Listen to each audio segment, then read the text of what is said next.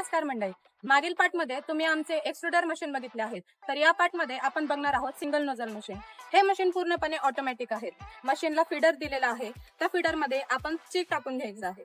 मशीनला एक स्क्रीन दिलेली आहे, त्यावरती आपण जशी पाहिजे तशी सेटिंग करून घेऊ शकतो. तुम्हाला ज्या साईजची कुरडई हवी आहे, ज्या शेपची कुरडई हवी आहे, ते तुम्ही सेटिंगला ऍडजस्ट करू शकता.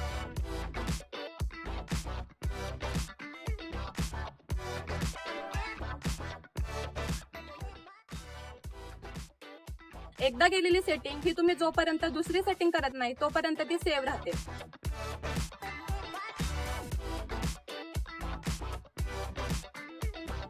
आपली मशीन एका तासामध्ये 700 ते 900 कुरड्या बनवू शकते. म्हणजे जवळपास 9 किलोचं प्रोडक्शन तुम्हाला एका तासात मिळू शकतं.